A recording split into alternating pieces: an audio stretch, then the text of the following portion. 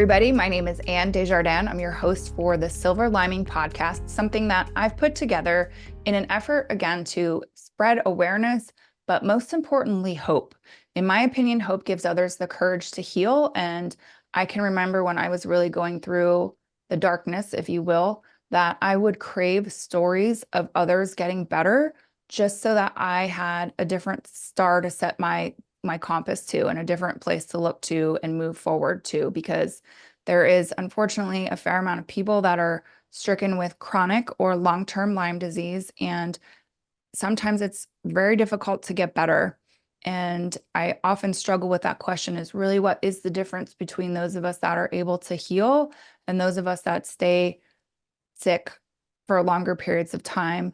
And I don't know if I quite have the answer specifically. I think sometimes in a weird universe, maybe it comes down to our subconscious, and really, I don't want to be too curt on this point, but I think a lot of times, sometimes people are served by maintaining illness and dis-ease, and maybe they're not consciously aware of it, but in some way they're gaining something from that, and it just makes it more challenging. But also combined with that is a lot of different things like co-infections and underlying health challenges as well. And maybe some of us, our immune system was high functioning before we got infected, and so it was a little bit easier for our body to not get so bogged down with it. But this, again, is something that I do ponder quite a bit, because if I could figure that out for people, obviously they could get better and not have to stay stuck if it was a simple answer like that. And I don't know if there is one or not, but at any rate, those are kind of my 2 cents on things. And really, again, I just want to give hope to people to know that you can heal, because when you're sick every day and you're constantly going through that sensation in your body, it becomes very taxing, clearly, on the soul. And to be more grim for a second, Lyme does have one of the highest suicide rates. And I can really understand that. I was in that space for a very long time myself. I just didn't want to be alive anymore because I didn't feel well and I didn't have answers. And so it is something to take very seriously. If you are friends with someone or you are experiencing Lyme and tick-borne illness yourself, just know it is an invisible illness. And a lot of times people will put on a face to say that they're doing okay, and they're really not, because they don't want to get into the nitty-gritty of things, really get into the weeds with people. It's a hard thing to conceptualize and explain to those who haven't experienced it. And so then sometimes they choose to tap out instead of staying here amongst the living. So, again, I just want people to know you can get better. It is possible. I see messages all the time of people saying they want to give up, and I will encourage them and use stories like what I've got to share here with my next guest as well, in that it can really change in an instant. And don't give up, don't quit, keep going. One of my favorite sayings, and I know it's kind of a sick thing to say was my favorite saying, but it was literally like, one foot after the next, and you can do this. Just put your right foot down and then put your left foot down and because that's how much it took for me just to function as a human, was like convincing myself just to even move with my body. But I'm here now, I'm better. And I'm so grateful that I didn't choose to go away from this earth, because I've got so much work to do and a lot of joy and abundance lays ahead of me. And I'm just really excited for that. My guest today is Sami Kirschbaum, and she is a certified brain spotting therapist and a wellness consultant. She's the founder of Lyme Resilience Collective, and she also does a lot of things with suicide awareness. And so I think that all kind of ties into what we're discussing, and great support for people that have chronic pain, trauma, shame issues, and also just issues with regulating their nervous system. And these are such critical components when it comes to healing and regaining full wellness in the body. It's not just physical symptoms. It has a lot more to do with the emotional and spiritual components. And when you can get all of these balanced and in a healthful state, it really helps to propel you forward. And so I'm just really excited to have her on with me today to share a little bit more about her story and how she's gone through the whole tick-borne illness experience, and really where she's at now and some of the things that she's doing to, again, support and give back to our community. I find many people who have gone through this are willing to give back and completely change the trajectory of their life in a sense, because we really understand the magnitude of what this illness brings and the challenges and the difficulties that we experience as individuals having to live through it. So without further ado, Sami, I am so grateful again to have you here with me today. I love your energy. I've been following you on social media now for quite some time. And it's always, as I told you when we started, just something pleasant or joyful. Like you talk about a lot of real things and some serious topics, but your energy again just allows you to do that in a very graceful and positive way. And we need more people like you who are spreading the light and really helping others to come back to the light. I often use that as an analogy. Like when I was so sick, I was in the darkness, and God willing, I was able to get myself back into a space of light and love and healthiness. So thank you for being here. If you don't mind, could you share with us just a little bit more about you and how you did get involved with Lyme and tick-borne illness, please? Absolutely. Thank you for having me, Anne.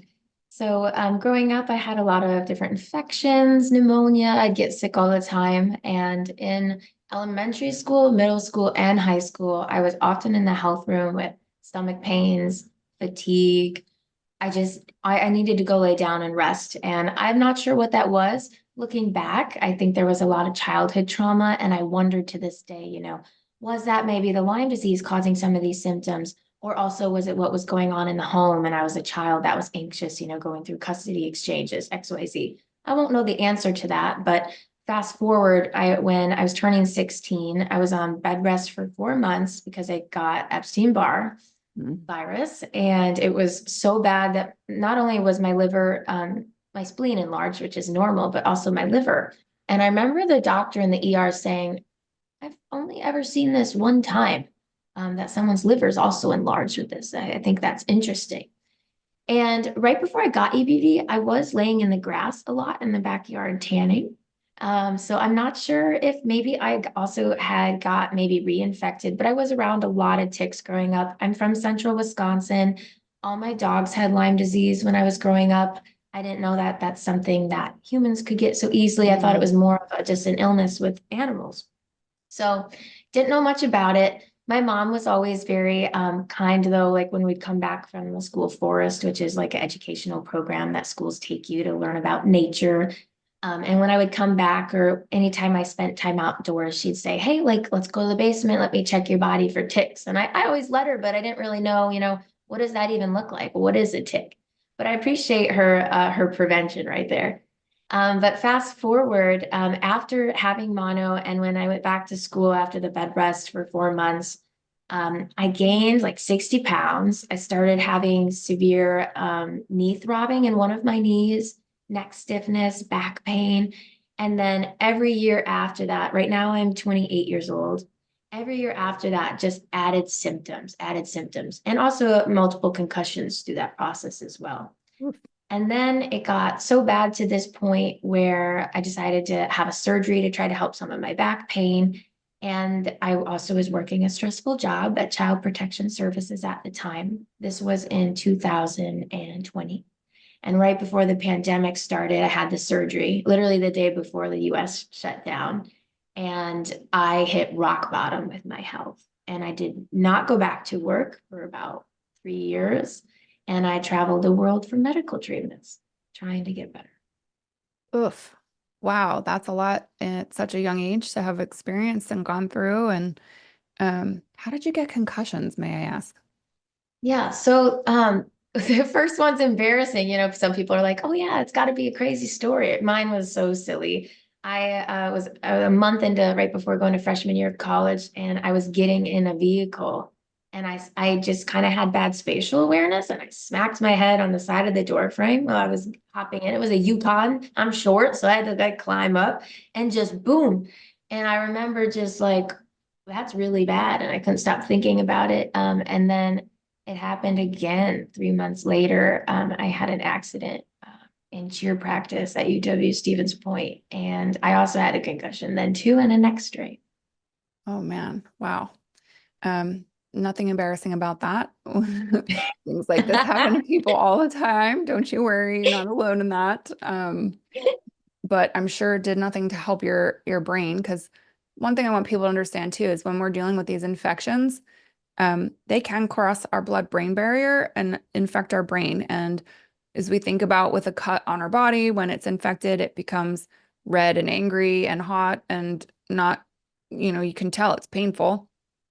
Same thing happens to our brain. So I think maybe that's a little bit understated is when it crosses our blood-brain barrier, again, our heads become inflamed and angry too.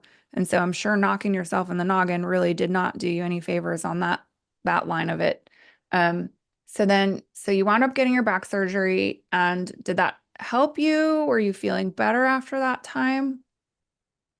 Everything got so bad that I couldn't even tell if the surgery was helpful at first. Like, it was a breast reduction. My back and shoulders were hurting, and the neck pain was so bad that I thought, oh, if I have a breast reduction, maybe I'll feel better, right?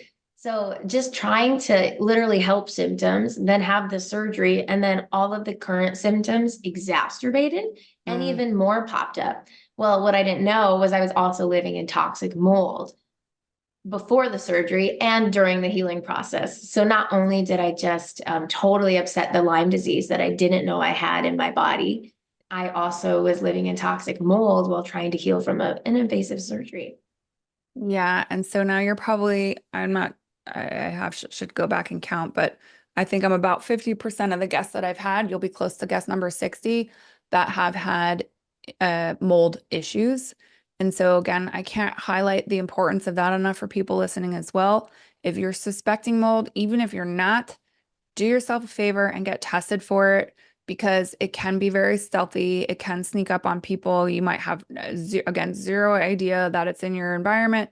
And that's an immunosuppressant, and that causes a whole different set of problems. But if you're working very hard and arduously to fix yourself, maybe this is the difference for people. Maybe this is why people can get better and some people cannot. But you need to know about mold, and it can cause, again, a whole other litany of problems. But if you're trying so hard and you're not getting better, and this has not been something that's been looked at, I deal with someone else who was on antibiotics for 5.5 years, and I finally was like, yo, did they look at you for mold and metals? And his levels were off the charts for that.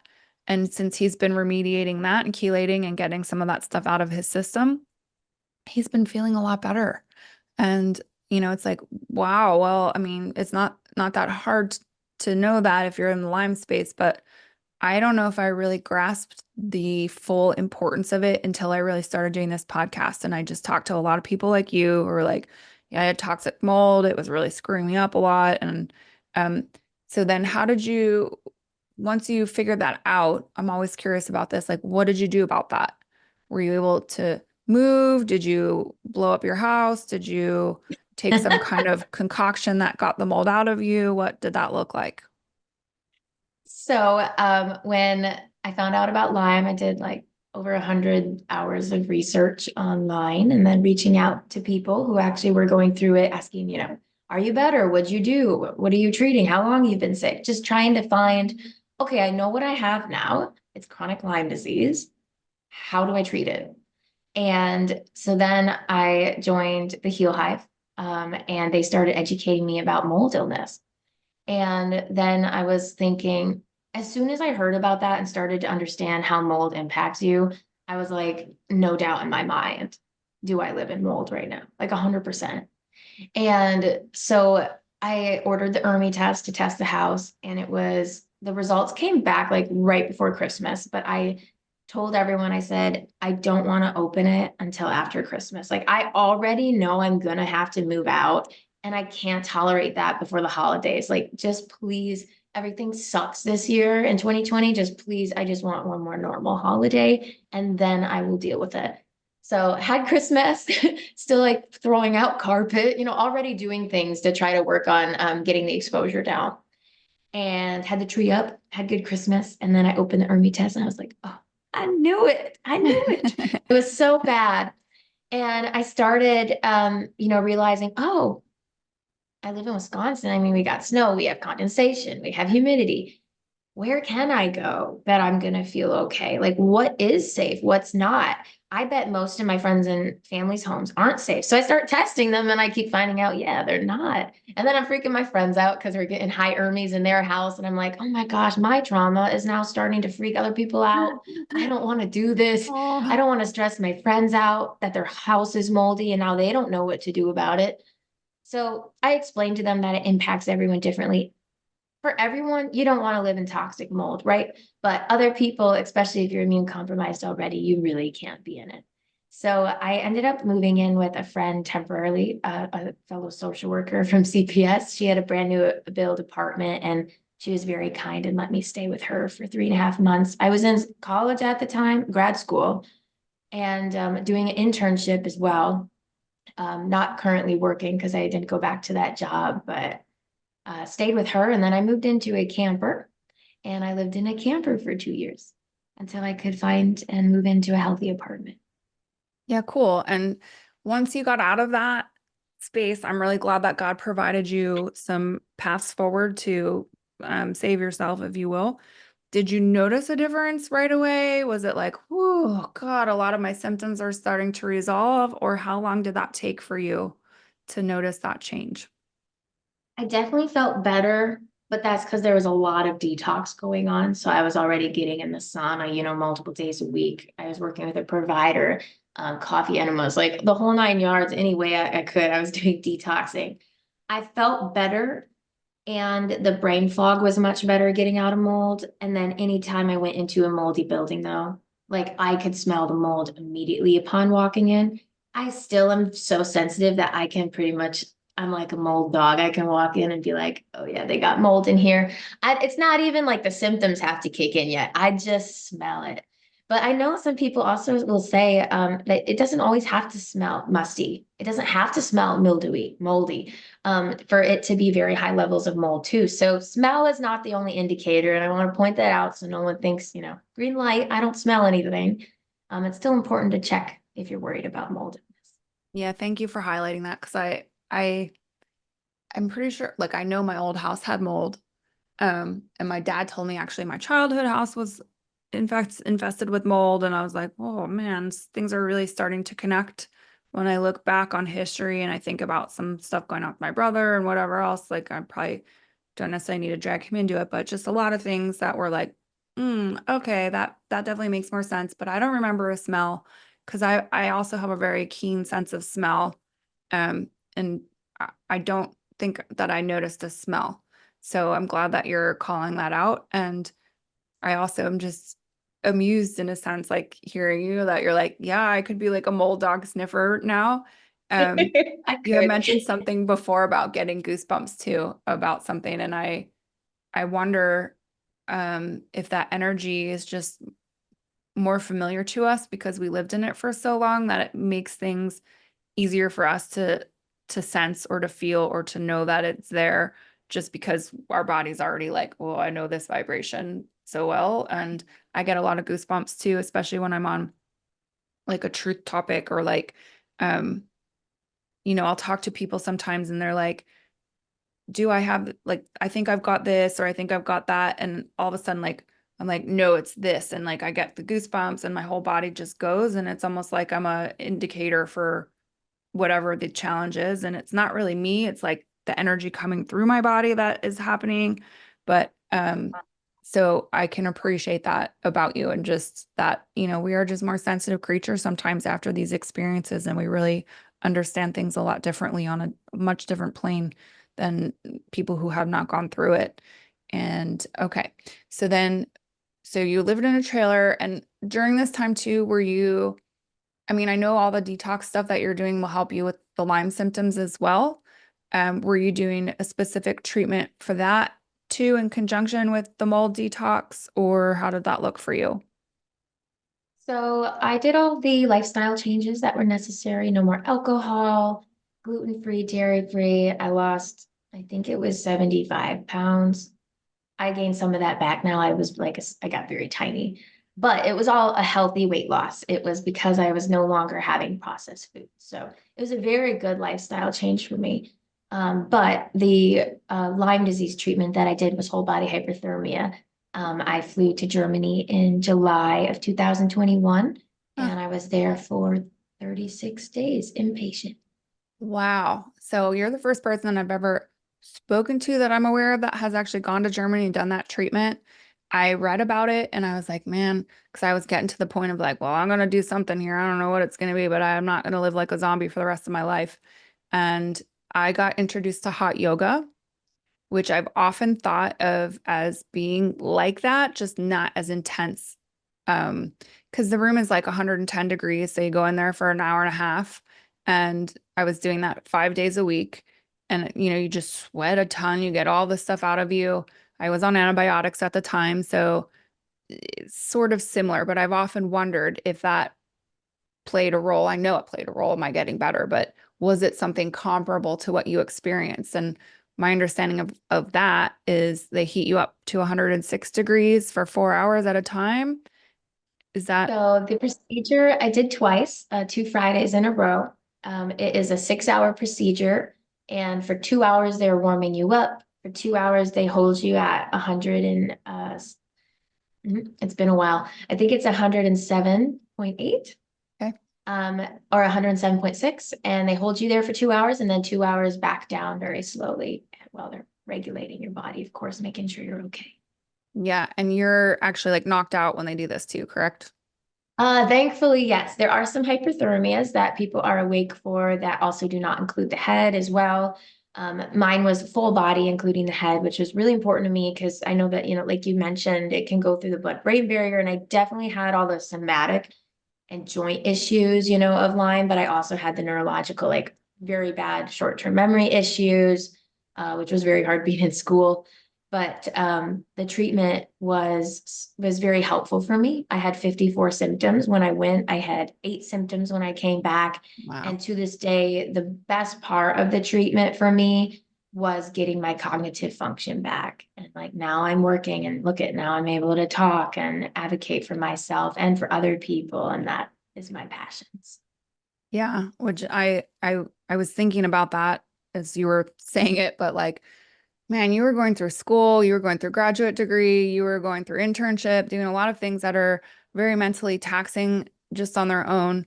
But then when you have a broken brain, trying to navigate through that stuff and remember and recall things and communicate effectively, like I had a hard time following conversations with people. I couldn't read books anymore. I stopped TV because I couldn't remember what I was watching. Like there were so many things that my brain, it just was very hard to grasp onto things. And I'm a smart person. So having that broken brain was like, this is horrible.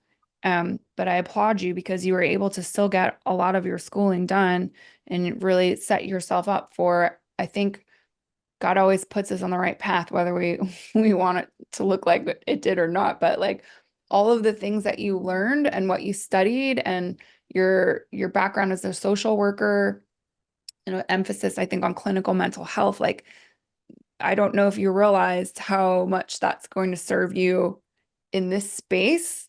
But I see that as like a perfect marriage. And it's like, well, yes, maybe I'm sure you probably weren't like questioning your why about why that was going on, but like now it's like maybe you can see from hindsight perspective just how much clearer it is that your life path took you in that direction with your studies. And I often think too is like, I don't know how I did that when I was there, right? But like the older you get, it doesn't necessarily get any easier.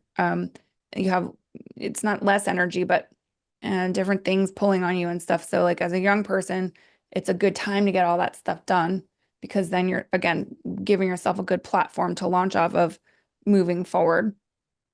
So I just applaud you again for being able to survive and get through all of that at the same time that you were struggling and like your home life was changing and you're living in a trailer and doing this and doing that. Like that's a lot. That's a lot.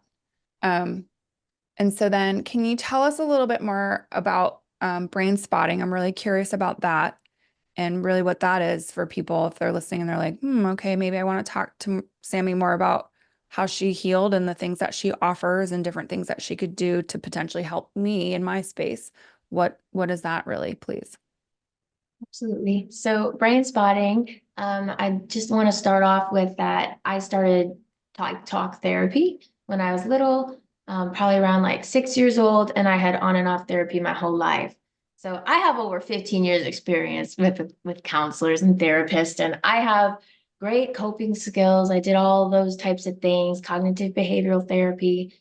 But even though I loved learning about me and it was always beneficial, therapy is such a good gift. I think it's the best gift you can actually give yourself, to be honest, because you learn about yourself, but you also learn about how your thoughts and everything and your beliefs come from the family or the system that you were raised in.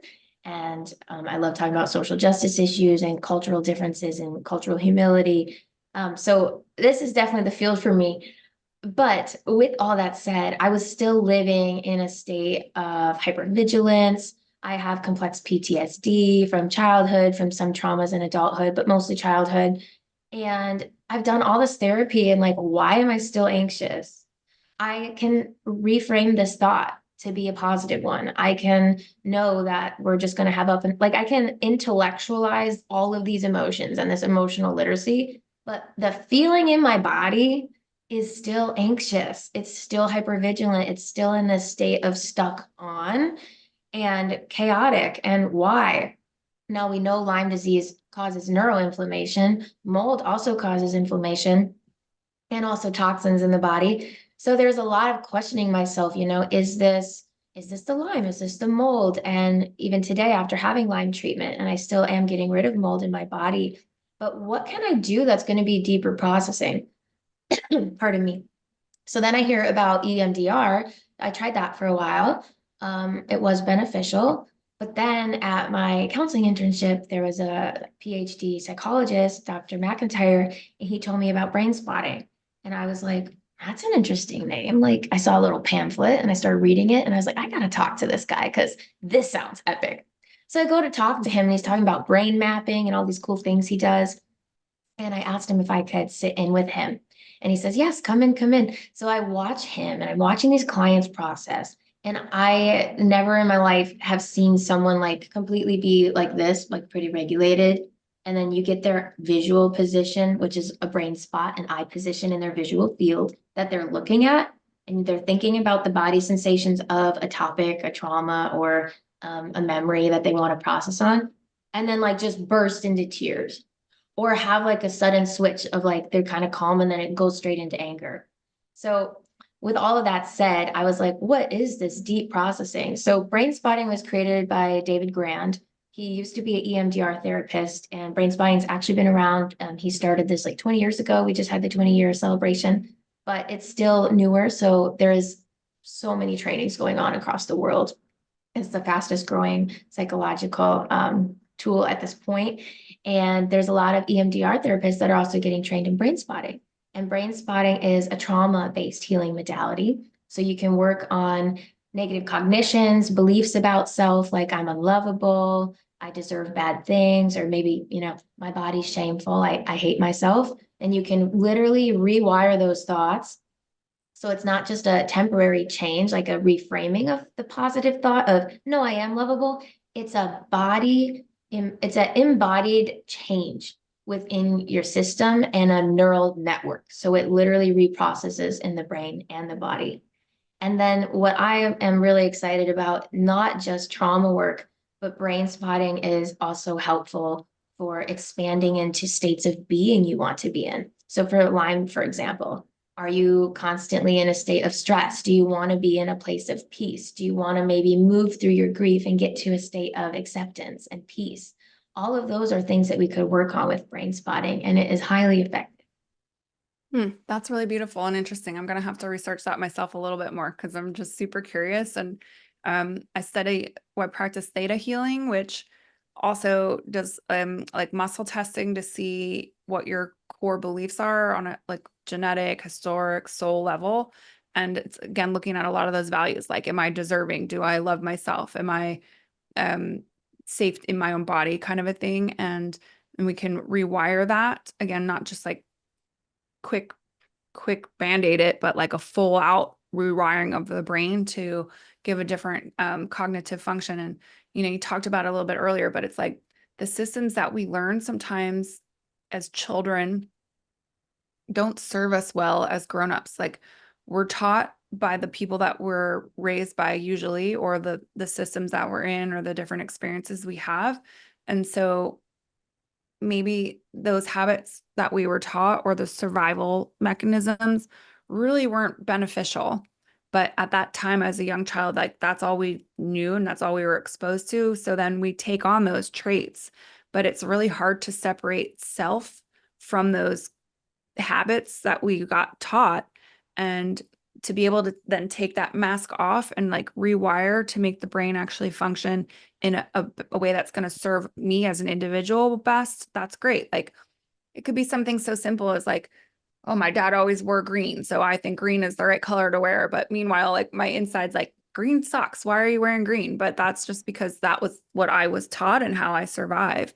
And so how do I really disconnect that belief with self to give myself the freedom to really be who I am in my own skin?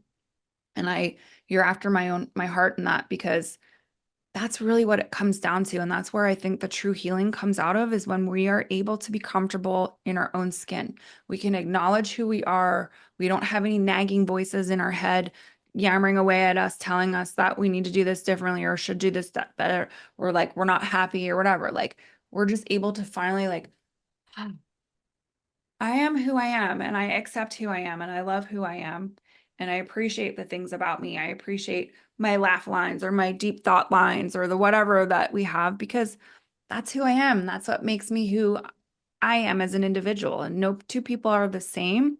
So of course the systems that we learn maybe serve that person, but it would make sense. It doesn't fit everyone. And so how do you do that differently? And how do you have a different relationship with self? So this sounds like a really great tool for people to be able to have that better relationship with self and to be like sitting in their own skin more comfortably. And Yeah, then, I really feel, oh, I'm sorry. Do you mind oh, if I add something here? mm-hmm. I just wanted to say that for me, throughout the healing process, like in the past, I don't know if I've opened my own business. I don't know if I felt comfortable moving across the country where I have no friends and no family. And brain spotting was literally able, I have so much resilience and it embodied that resilience. And I just followed my heart, but like connecting to my soul versus all the expectations, right, from family or society or whatever. Like, what is best for me? And how can I feel confident moving through that decision by trusting myself? And brain spotting really helped me do that, as well as heal from a lot of like the medical gaslighting and the grief that this whole experience brought. Yeah. And that's really important Mhm. also to call out, like going through this kind of experience, like that gives a lot of PTSD, a lot of trauma, a lot of just wear and tear on the soul that really needs to get repaired as well. And I often think about that as like once you're through it and once you're better again, integration back into the real world is challenging because you sort of lost connection, lost your grounding, lost your um, true self in a sense through that process. And it's hard then to disassociate with the sick path that we were on to like the healthy path. And then it's like constantly having fear that I'm going to get sick again, or that, oh, I feel a tweak in my neck. Oh God, it must be my symptoms coming back. And it's like, no, no, no. Like, how do you really let go of that and release yourself to be free, just to be a healthy, normal person, right? Like, so I could see that that would lend well for that too. And just helping people through that integration process back into what we consider normal life and fully functioning as a human versus being this person who can't quite think right and figure things out. And you do a lot of stuff with regulating the nervous system too. And I think that couples with that, and just when we are in this space of chronic illness for so long, it's really hard to relax, right? Or maybe it was even the fact that you couldn't really relax before that led to chronic illness because we're taxed so hard, or we're in a really stressful situation, or we're in a very stressful job, or whatever it is, or society pushes on us that we need to keep working. We got to go, go, go, go, go, go, go, go, go, go, go, go, go, go, go, go, go. And then next thing you know, your body's like, yo, I'm a human being. I am not a human doing. That's right. Where's the being part? I am just doing constantly. Like, when do I get to just be? And that's, I think, very uncomfortable for a lot of people too, when like you talk about meditation or being just with themselves, or I see people who are in relationships that don't really fulfill them, but for them it's better than being alone. And it's like, this is a problem because what's wrong with being alone? It's okay to be alone. It's okay to just sit with self.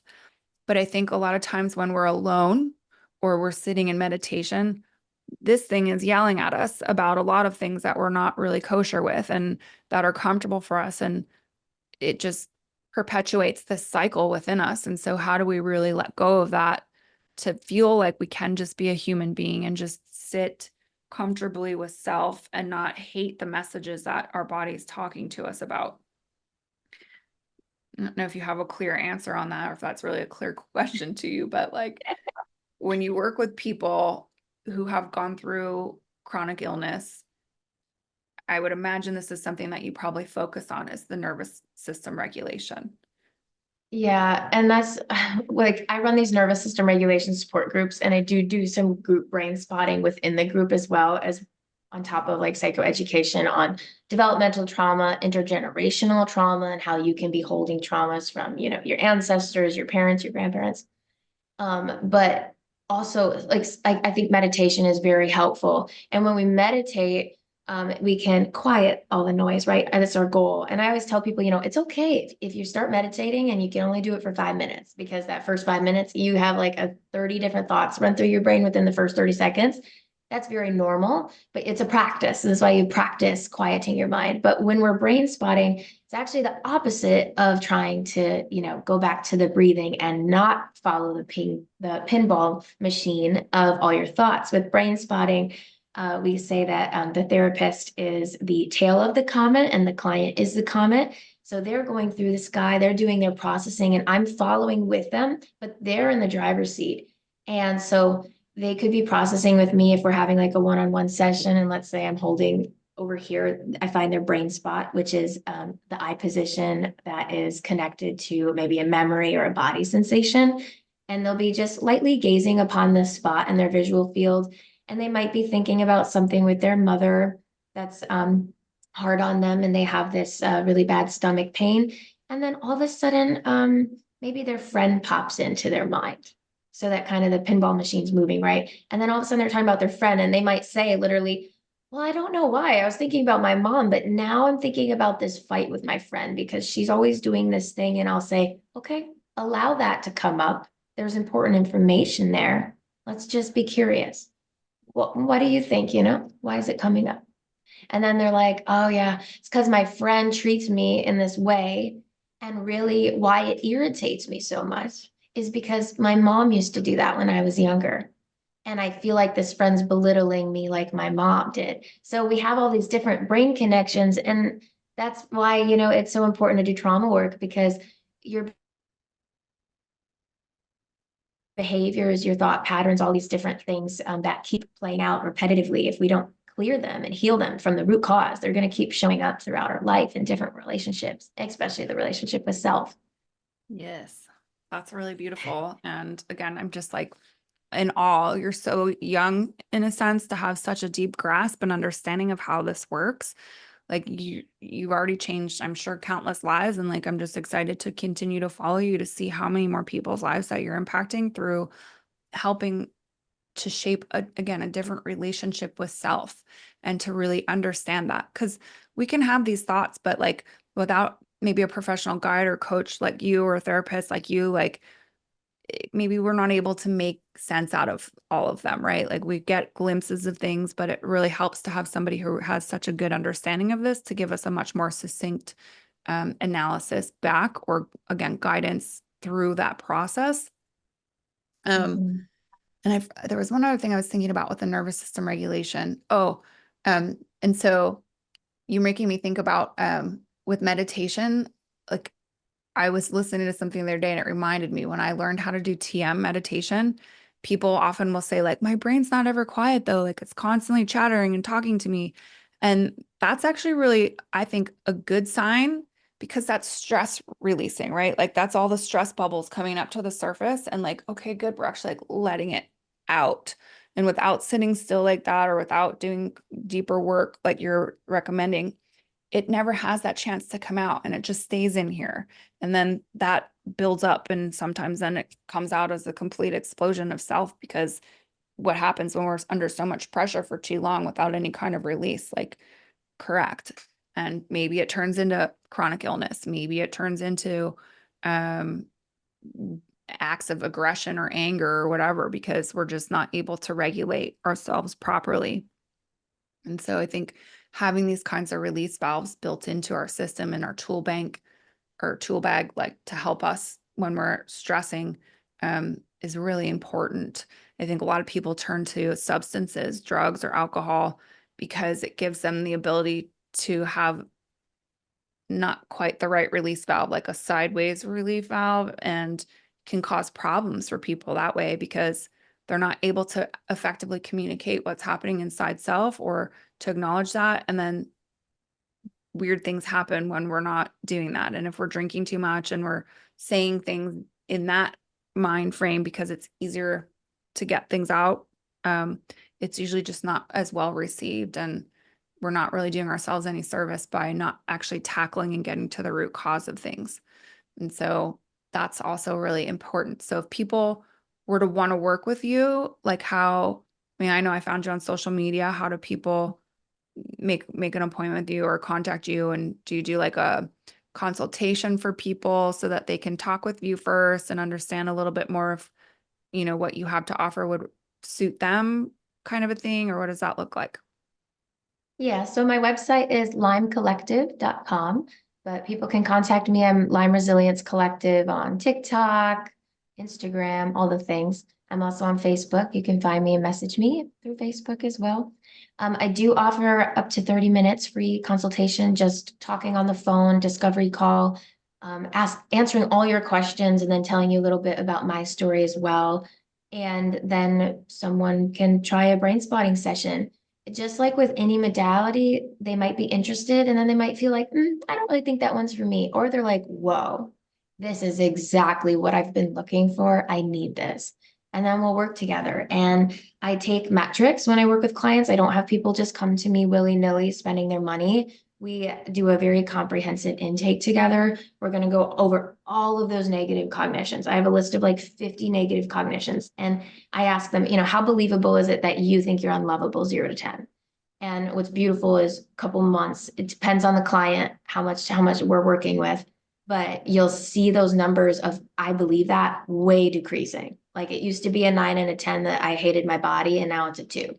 And we would like to get to 0, but the whole point is we're just trying to regulate your nervous system, have real change from the root cause, which is what people love. That's what we need. We need to do the root cause healing. I think, especially in our community, people are done with the symptom masking. Okay, let's just heal it. And that's why I'm so passionate about this. So, yeah, people can reach out to me. And we also go over different childhood traumas and adult traumas. And then with my specific lens as a brain spotter with Lyme disease, tick-borne illness, and chronic illness, let's talk about that medical gaslighting. Let's talk about the medical PTSD. What's happening for you when you go to a doctor appointment? Because most of us feel extremely anxious the second we're at a doctor's office, even if we've met the doctor before, because of all the trauma we've been through. We can feel very shaky or kind of lose thoughts on what we even want to say because we're so used to people not believing us. And a male adaptive thing that I experienced through all the medical gaslighting is before this illness, I used to make great eye contact with people. And I got so sick of doctors rolling their eyes or looking at me like they didn't believe me that I literally stopped making eye contact with providers. So I might Oh, go into, I used to go into the doctor's office and like, I tell them things, but then I'd like look away because I don't really want you to look at me because I'm showing you all of me and you're not helping or believing it. yeah. So you're making me feel shameful. Yeah. Yeah.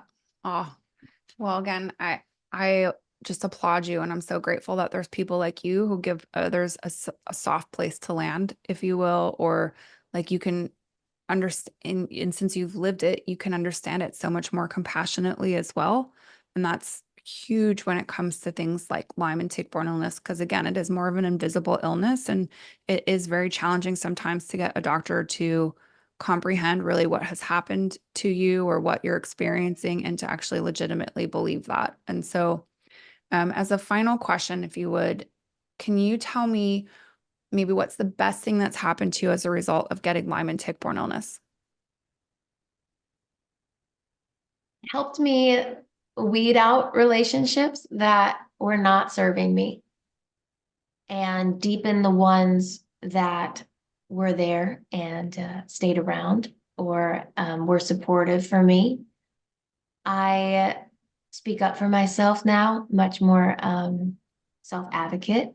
And it also gave me a purpose. I wanted to be in the mental health field as a counselor, therapist, or something since I was 8 years old.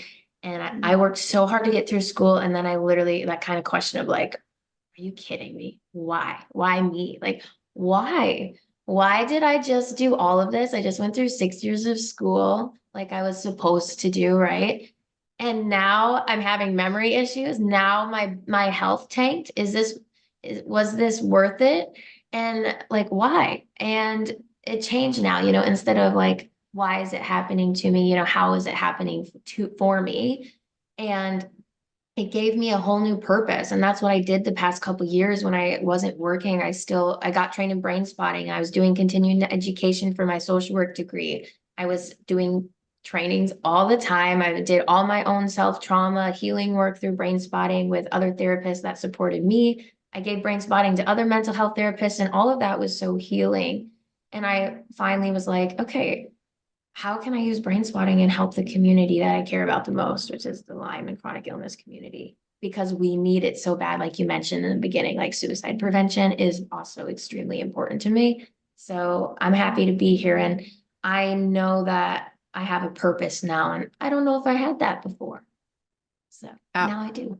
Yeah, which is a very beautiful gift to receive, right? Like I chuckle in my own sense, like I was like struggling for purpose and I was going to do things for the Children's Network and Children's Miracle Network, just in case like I don't have kids, but I feel like they deserve a good life. And then literally 2 days after I had made up my mind about that, I got diagnosed with Lyme disease. And I was like, yeah, so be careful what you wish for, listeners. If you're seeking a purpose, be careful because you might go the direction that Sami and I have gone. Although I feel like you, that I'm very grateful for it. And it was a really beautiful experience looking back on it. It just sucked a lot in the middle. And that's really what I want people to know is like, it might be your darkest day. Just don't give up. Keep going. Talk to people like Sami, talk to people like me, listen to some of my other guests, and just realize that your life can shift for the better in an instant. And there are reasons that this is happening to you. You might not be able to see them at the time, but when you get through it, it becomes a lot more clear. And it's just really important for you to hold on, even just for one more day. Just hold on. I sound like Wilson Phillips, hold on for one more day. But yeah, you just got to keep going, right? You just have to keep going. And you have so many people who have done this before you that are here as resources for you, like Sami, and just reach out. Don't be afraid. It might be uncomfortable because it's not something you've done before or you've dealt with before, but it's okay. And neither of us knew what we were doing before we got into it either. And we made it through. And you again can do it. That's really the most important thing. She's a great example of a lot of trauma, a lot of things that happened, turning that into basically a diamond, right? We're crushing it out of the coal, turning it into a diamond and making it into something spectacular. And you don't have to go that full tilt, but I mean, it is possible. And really just don't give up. So, Sami, thank you so much for being here with us. I wish I could continue talking to you for like another 5 hours. I just feel like you have so much more to share and I want to learn more. So hopefully maybe we can connect down the road a little bit more with some time to really hash some things out because I'm now personally interested in what you have to offer as well. So thank you Thank so you, Anne. much. You're an inspiration. So thank you for having me here. I'm happy you're here today. I'm happy I'm here, and I appreciate you bringing hope to this community with your podcast. And I definitely would love to give you a brain spotting session. So Yeah. All right. Well, I'll be in touch then for sure. Thank you. perfect. Thank All you. right. Yep. Take care.